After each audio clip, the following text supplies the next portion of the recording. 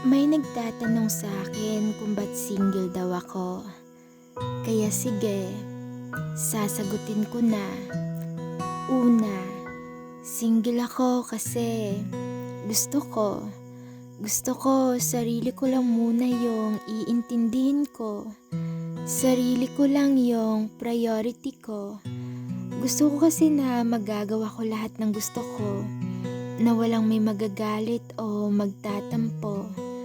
Ayaw ko kasi muna ng sakit sa ulo. Ikalawa, single ako kasi di pa ako handa. Di pa ako handa na magmahal ng iba. Ayaw ko naman kasi na ipilit ang sarili ko na magmahal ng iba. Lalo pa kung alam ko mismo sa sarili ko na di pa ako handa.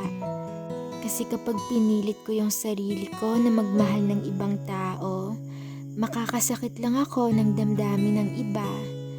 Ikatatlo, single ako kasi di pa ako buo. Gusto ko kasi na maging buo yung sarili ko sa paraang ako lang mismo. Ako lang mismo yung magmamahal sa sarili ko. Gusto ko kasi na mahalin muna yung sarili ko bago ang ibang tao. Kasi paano ako mamahalin ng ibang tao kung di ko mahal yung sarili ko? Paano ako magiging tamang tao sa ibang tao kung di pa ako buo? Gusto ko kasi na maging tamang tao rin ako para sa tamang tao na makikilala ko. Ikaapat, single ako kasi hanggang ngayon natatakot pa ako.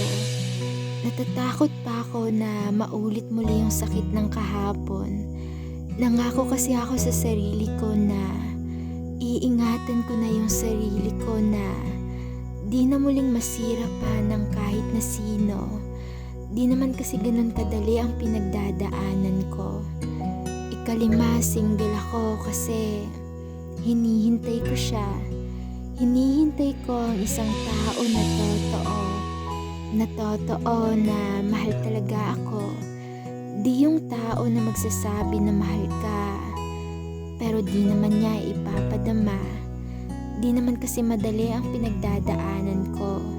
Di naman kasi ako nagmamadali. Kasi alam ko pag natagpuan ko siya, ay magiging tamang panahon na. At panghuli, single ako.